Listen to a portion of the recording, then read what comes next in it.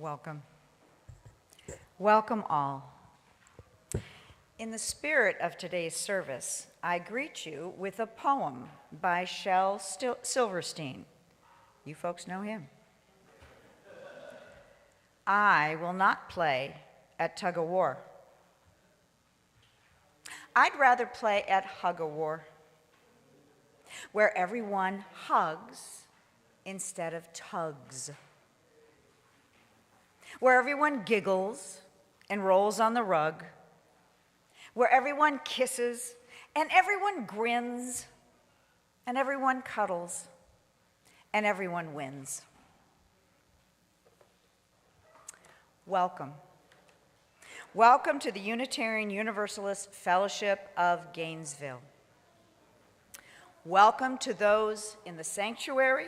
Welcome to those watching from their homes here in Gainesville and from our sister congregation in Valdosta. Welcome. My name is Susan Christie. I joined UUFG in November of 2019 when my husband and I moved here to Gainesville. First thing we did was join a UUFG church. I'm an old, cisgendered, short woman, white, with rapidly graying hair put together. Rapidly hair. My pronouns are she, her. I am wearing a blue and white striped dress, and my new favorite, red earrings made by UUFG member Mary Margaret Andrew. I won the gift certificate at the auction. Okay. If you are a visitor, we are all really glad you're here with us today. We are delighted you have chosen to spend your Sunday morning with us. We hope you will join us after service for goodies in the social hall that's immediately to your right as you exit the sanctuary after service. While there, please stop by the table with the green tablecloth. Judith Kendall will be there at the visitor information table. She'll be able and willing and happy to answer any questions you have about our congregation or about this denomination, Unitarian Universalism. She might even be able to tell you where the best bagel is in town. I'm not sure about that one. Now, there is one visitor I have to single out. An old friend of this fellowship is at the keyboard this morning. It is a joy to welcome Thomas Royal back to our sanctuary.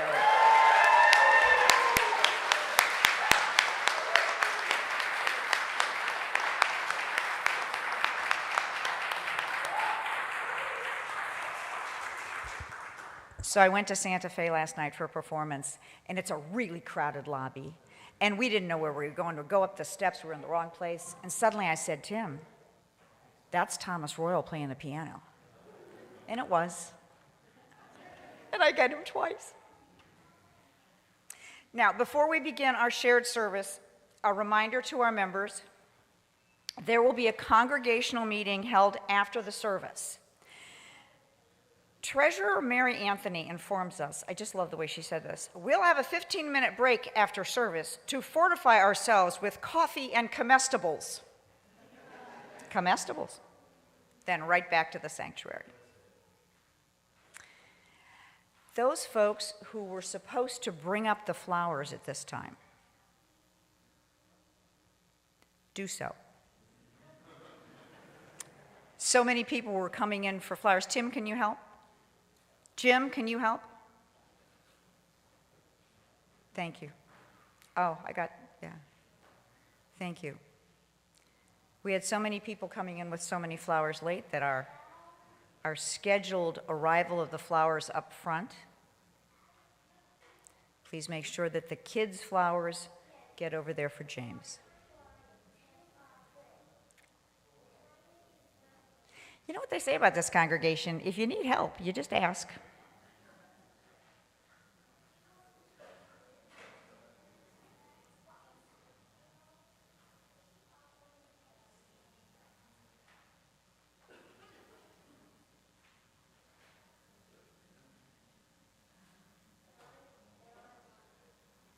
I hope somebody takes a picture of this. It's beautiful. Thank you, Wendy and Cindy, for being our flower people and for everybody else who helped. And now, let us come fully into this space, into this moment, into the presence of the sacred that we create together each Sunday morning. I invite you to put both feet flat on the floor. Lengthen your spine from sacrum to crown of head. Relax your shoulders. And now take a deep, slow, sweet breath.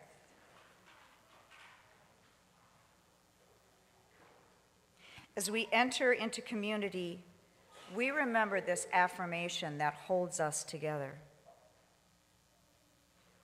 It is a blessing you were born. It matters what you do. Your experience of the divine is true. And you don't have to go it alone. Will Chris Sharp, a newish member, and his daughter, Karen A., please come forward to light our chalice? Yes, go ahead. These are the words of Albert Schweitzer. At times, our own light goes out and is rekindled by a spark from another person. Each of us has cause to think with deep gratitude of those who have lighted the flame within us.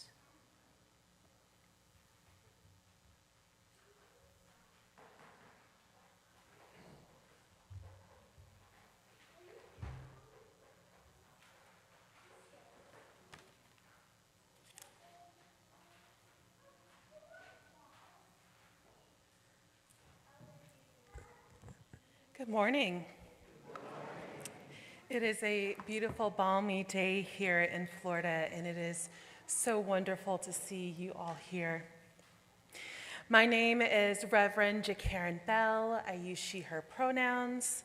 I am a cisgender, queer, Black woman with shoulder-length locks, wearing a rainbow flower stole and a blue or green dress and a purpley flower jacket. I'm wearing a lot today, as hence the fan. We welcome the joyful noise of our children in this space, a reminder that their laughter and energy are as much a part of this service as our words and quiet reflections. Today we celebrate mothers, motherhood, nurturing in all its forms. And we will also ritualize the Unitarian Universalist flower communion, giving concrete expression to the humanity-affirming principles of our liberal faith. I invite you to come forward to the table during the hymn to bring your flower if you still have it, if you weren't able to drop it at the door. We will bless them in just a little while and take part in communion towards the end of the service. For now, we will allow them to be here to absorb our love together. And don't worry if you didn't bring a flower, we have plenty, more than enough. So now I invite you to sing. I invite you to worship with me, to rise in body or spirit, to sing hymn number 95, There is More Love Somewhere.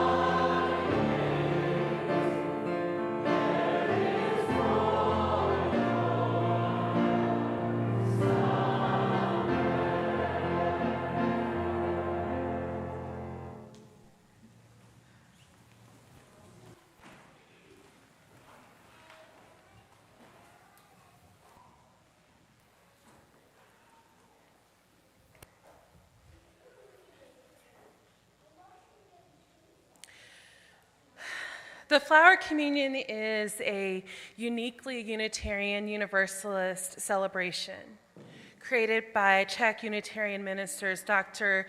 Norbert and Maha Kopik, who founded the modern Unitarian movement in the Czech Republic. They introduced this special service to the church in June of 1923. They wanted a meaningful ceremony to bring their congregations together. So they asked everyone to bring a flower and place it in a vase, and then each person took a different flower in the end. This symbolized unity and community. The Kopics led a growing church in Prague, and Ma introduced the Flower Communion to American Unitarians in 1940.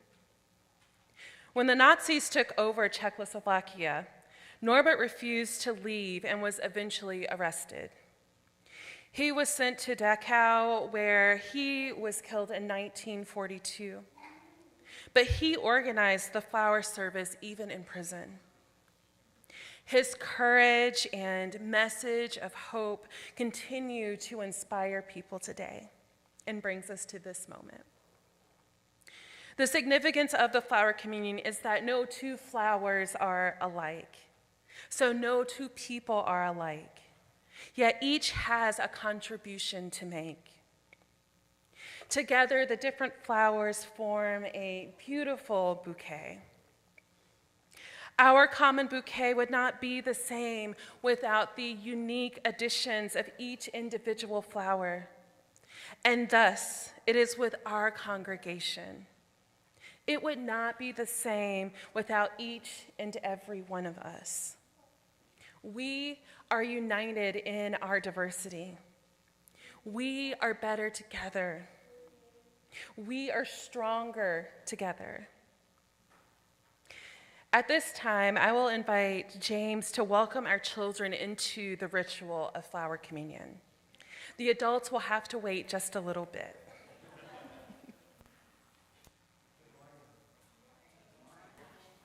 Let's see. Good morning. I to come forward. I don't know what you guys heard of that ritual, but it was so beautiful. And this is the part that we're going to take away, is that everybody gets to take a flower today. That's really need to know for this bit.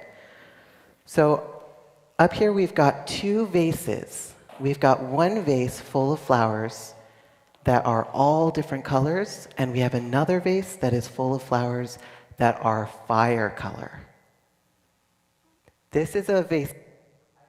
Oh goodness, this is coming out a lot. This is a vase that I like to put together that is like a chalice. This is like a chalice flower. That's so fun. So we're going to go ahead and start our ritual where you guys, everybody, one by one, you're going to take a flower from this vase, and you can choose your very, very favorite, and they're all different. And if you're looking at a flower right now and you're thinking, that's the one that I want, and somebody else takes it first, that might be a little bit sad. But then you have the job of choosing which flower you want to choose instead. Okay? So we're going to start with our littlest first. I think that's Mary. Go ahead, choose your flower. And we're going to start our song. Oh, Riker is our littlest. So Riker gets to choose first. And we're going to sing a song to our kids while they choose their flowers and while they head out to the playground. So we're going to go ahead and start our song now, and everybody gets to come and choose a flower. Okay, we're going to sing This Little Light of Mine. Perfect. Come on, Riker. Do you want to choose a flower? This little light of mine, I'm gonna let it shine. This little light of mine, I'm gonna let it shine. This little light of mine.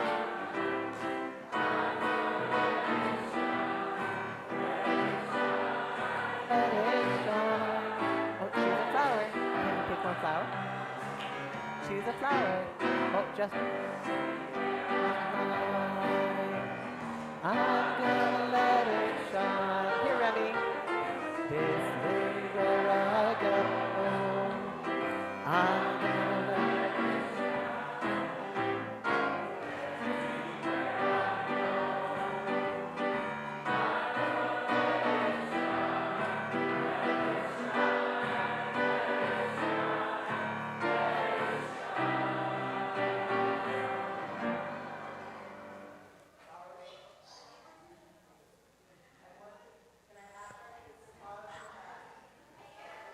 I'm doing things all out of order. I'm so sorry. We have a blessing. We're going to pause in the back, my friends. This is a moment where James got things out. We're going to bless our children with these words. May the flowers we have shared today remind us that all are precious and all are beautiful, each in their own unique and special way. Amen. There we go.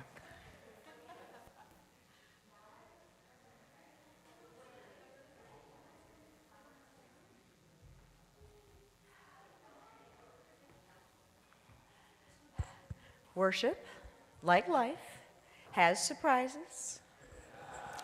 Would one of the ushers please bring up the Book of Joys and Concerns? Thank you. So every week, and for visitors, I want you to understand this, because this book is open to everyone who walks in. Every week there's a book at the back of the sanctuary as you walk in.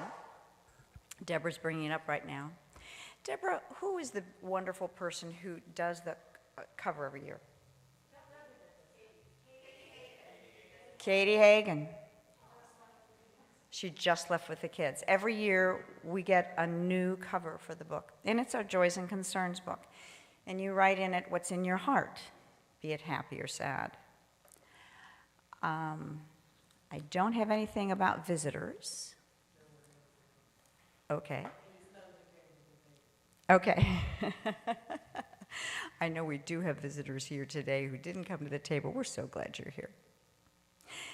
Today we have a sorrow first from Carrie Zubiglia, who sends word that her friend Kathy passed away last Tuesday after liver failure and pneumonia. We keep Kathy's sorrow in our heart. The next is from me. A huge thank you to the UUFG Casual Choir. Last Sunday, under Kirsten Flamand's excellent and sneaky direction, this tuneful group completely surprised my husband Tim with a silly song that is dear to our old hearts. That wonderful surprise happened because I was the winning bidder on a flash mob song offered by the Casual Choir in the Here Comes the Sun auction last February. Just saying, you'll have your chance next year. Thank you, Casual Choir, for supporting UUFG through the auction and for giving Tim and I such a sweet memory. Thank you. And from Deborah Neal Marisi, so wonderful to see Thomas playing the piano today. A real treat.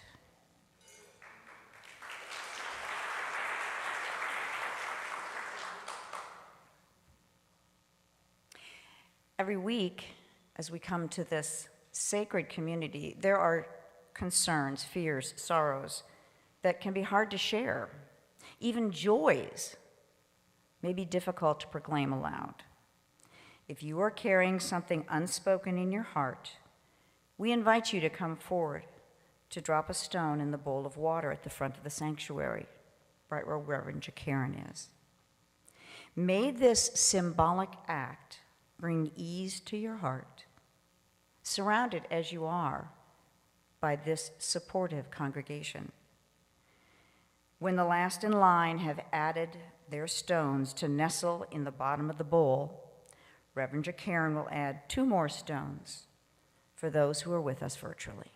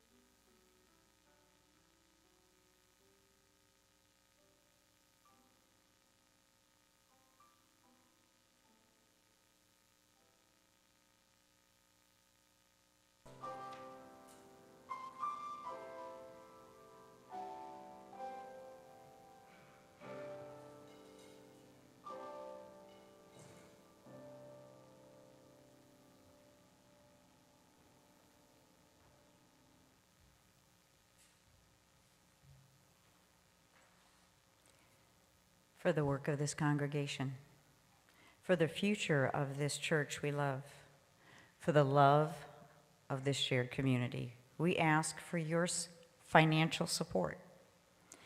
The ushers will now collect the offering, generously given, gratefully accepted.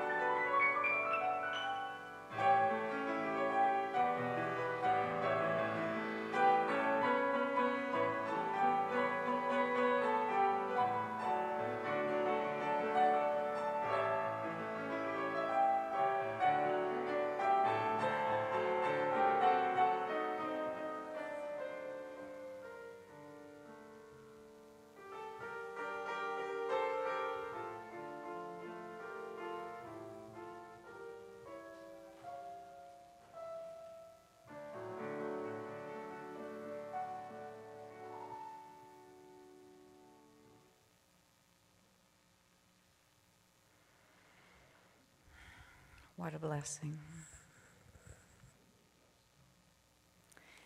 The reading this morning is an excerpt from a very long poem by Percy Bysshe Shelley.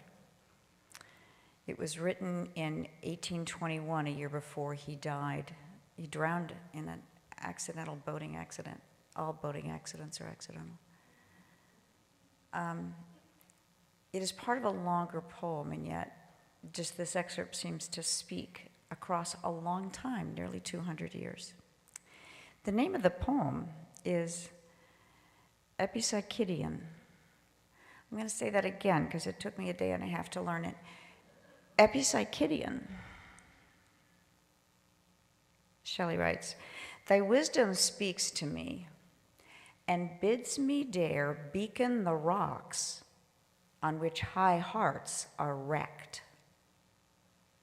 I never was attached to that great sect whose doctrine is that each one should select out of the crowd a mistress or a friend, and all the rest, though wise and fair, commend to cold oblivion, though it is in the code of modern morals, and the beaten road which those poor slaves with weary footsteps tread, who travel to their home among the dead by the broad highway of the world, and so with one chained friend, perhaps a jealous foe, the dreariest and the longest journey go.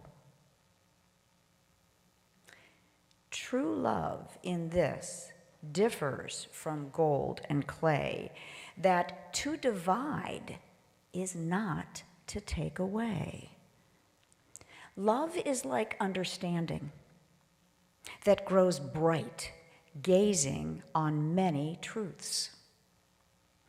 'Tis like thy light imagination, which from the earth and sky and from the depths of human fantasy as from 1,000 prisms and mirrors fills the universe with glorious beams and kills error, the worm, with many a sun-like arrow of its reverberated lightning.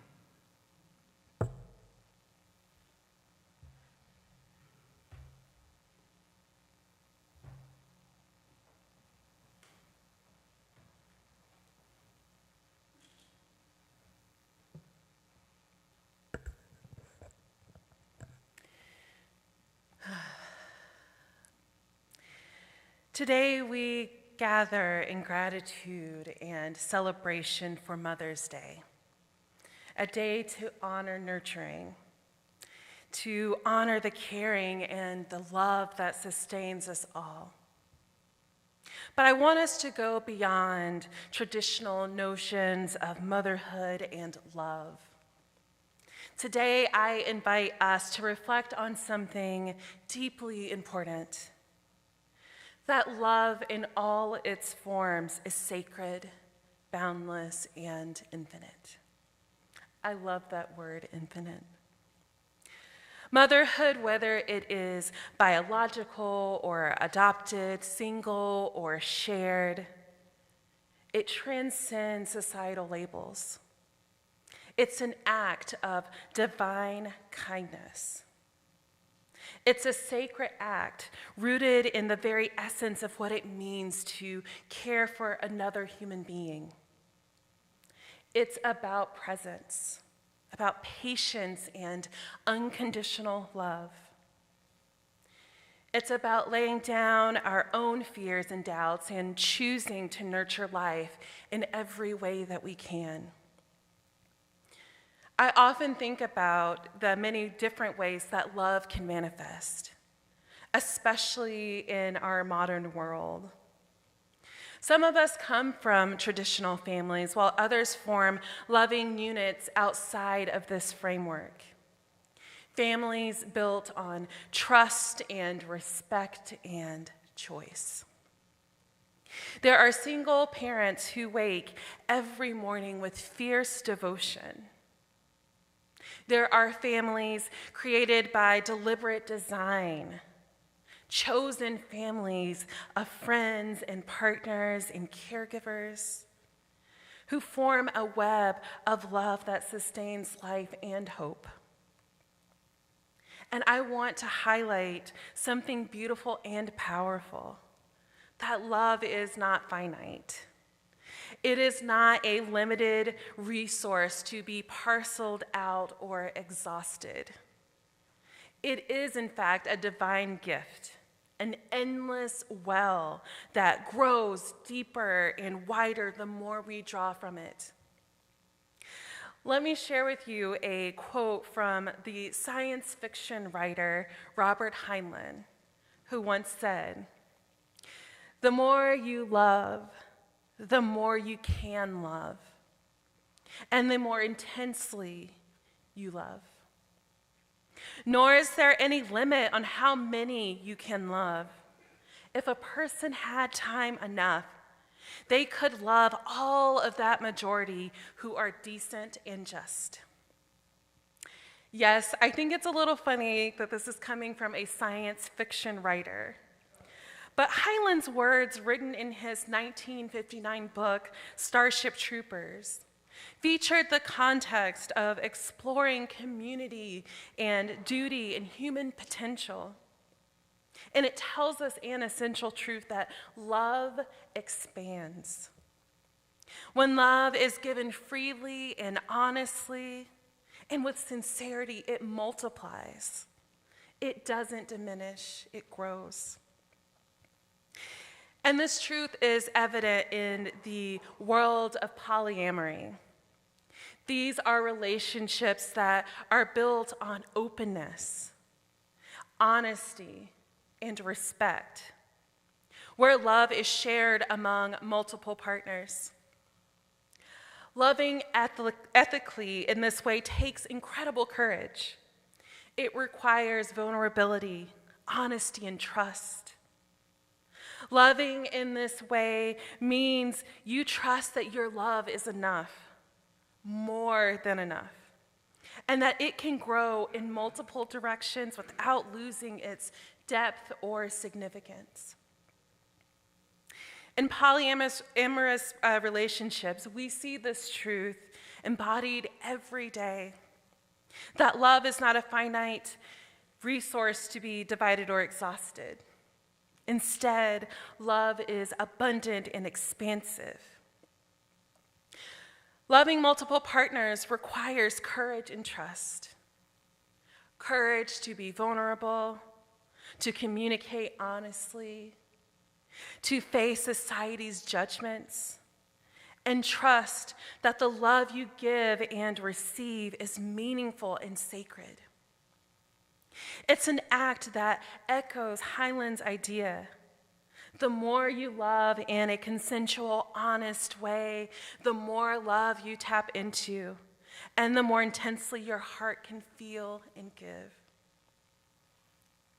Just as Highland suggests that we could love all of the majority who are decent and just if we just had enough time, so too does non-traditional family love remind us that love isn't limited by societal boundaries or narrow definitions. Instead, it is a vast capacity within us, waiting to be fostered and shared with those who are deserving, those who honor and respect us. I think of a dear couple that I knew long ago, back before polyamory was a word that people said all the time. And they'd been together for about 10 years, and they chose to include a new partner in their family. Their home was filled with laughter and shared responsibilities and a sense of security. Their children, both biological and adopted, knew that they were surrounded by love and care and intentionality. Their family portrait didn't look traditional, but it was theirs, built on honesty and trust. My favorite thing in the world was going to dinner at their house, which I got to do a few times. And it was just amazing to me to watch the ballet of their lives. The shared cooking, the cleaning, the parenting, even the resting. There was not the bone-crushing exhaustion of doing too much for any one person because everyone, including the children, worked together to have their needs met collectively. No one was expected to figure anything out on their own.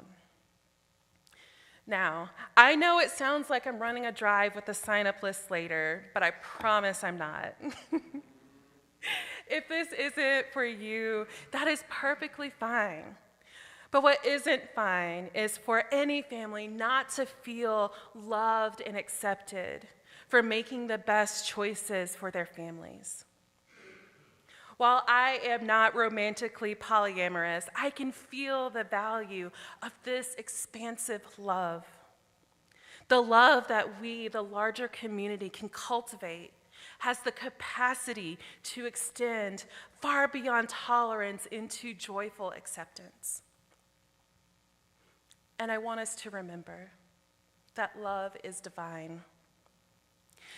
When we open ourselves to the full experience of loving, whether through the nurturing of children, the bonds of chosen family, or the deeper connection with partners, we embrace a divine gift that cannot be contained or limited by culture or convention.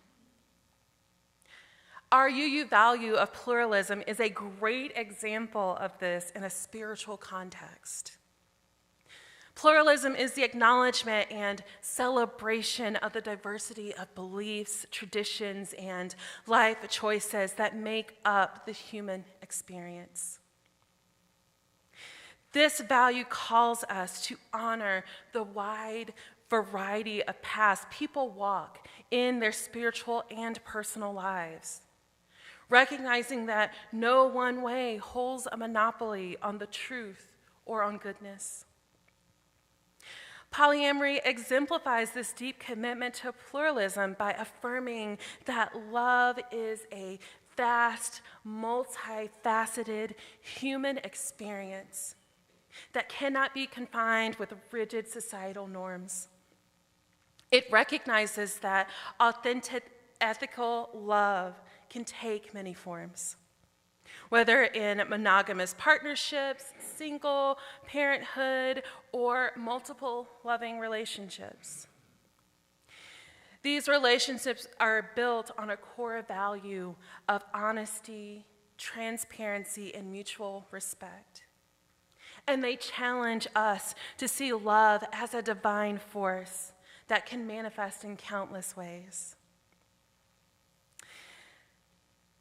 Embracing polyamory as a valid and sacred practice expands our understanding of family and love, affirming that what matters most is the integrity of connection. Integrity. Not the societal label or conventional structure. It isn't just a relationship model.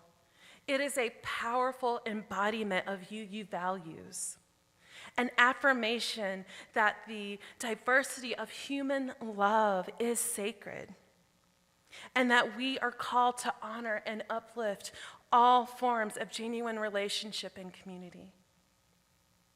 It invites us to move beyond narrow definitions and to truly practice what we preach, respecting the inherent worth and dignity of every person's unique expression of love. Our capacity for love is vast, a divine reservoir that expands with each act of kindness, generosity, and openness. It invites us to see love not as a scarce commodity, but as an infinite resource waiting to be shared freely.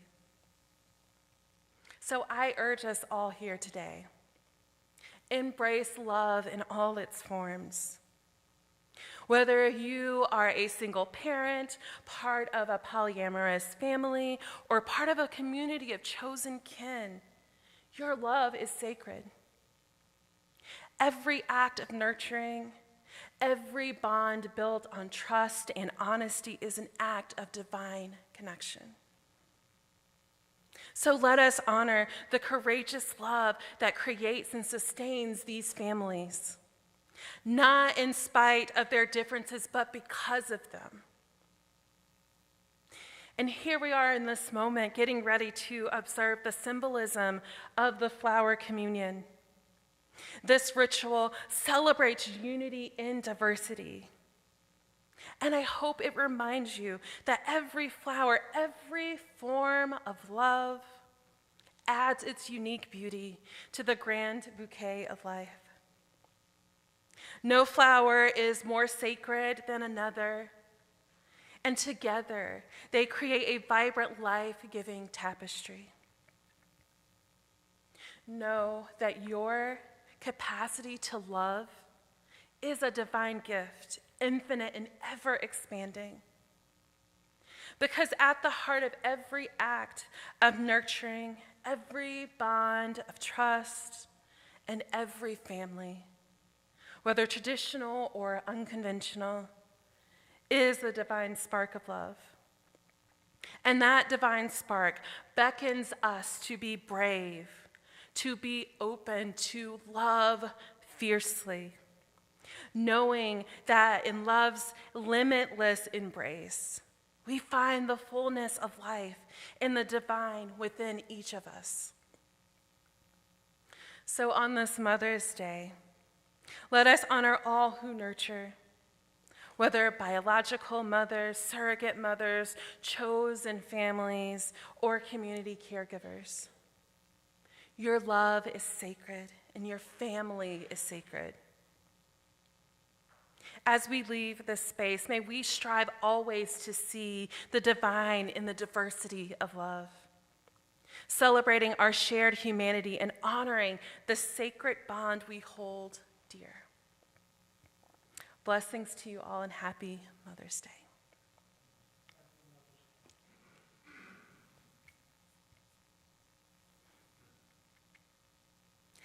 It is at this time that I invite us to take in the second portion of our flower communion. And I invite us to take in this adapted prayer of consecration by Dr. Kepik as we bless this beautiful, beautiful collection of flowers. I invite you to close your eyes or lower your gaze if it's safe for you to do so.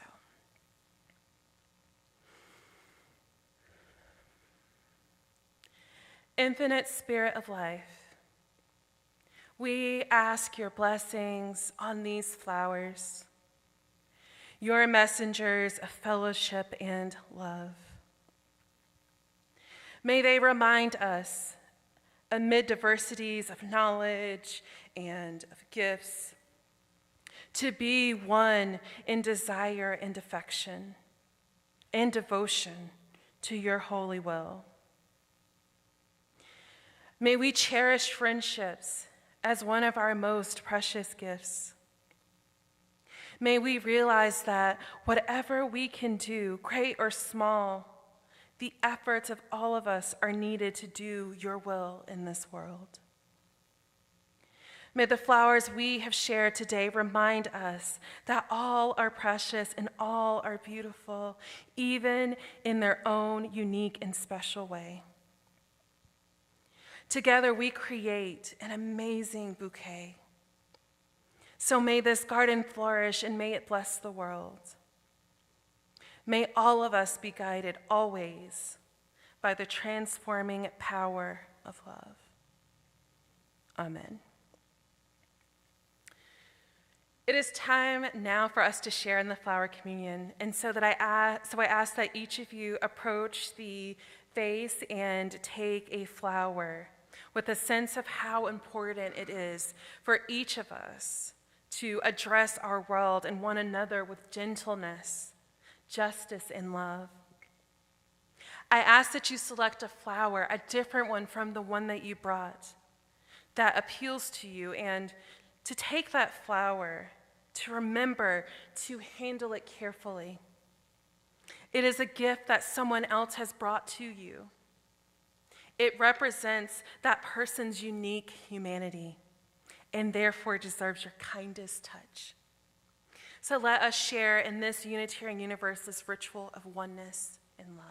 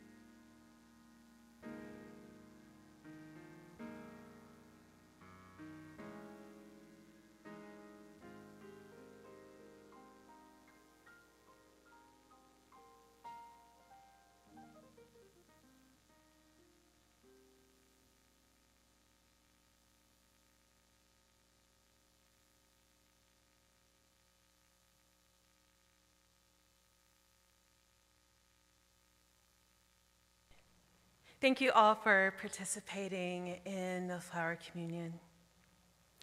I invite you now to rise and body your spirit as you're willing and able to sing with joy and off tune hymn number 91, Mother of All.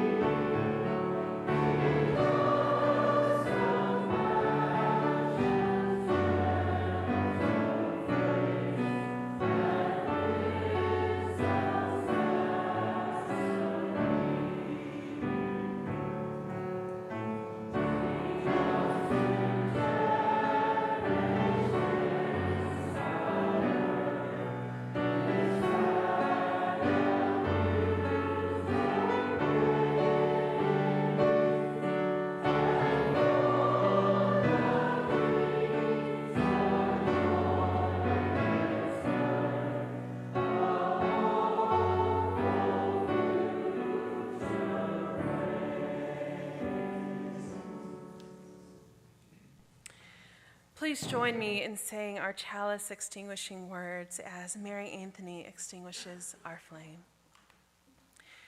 We extinguish this flame, but not the light of truth, the warmth of community, or the fire of commitment. These we carry in our hearts until we are together again. Go in love, beloveds.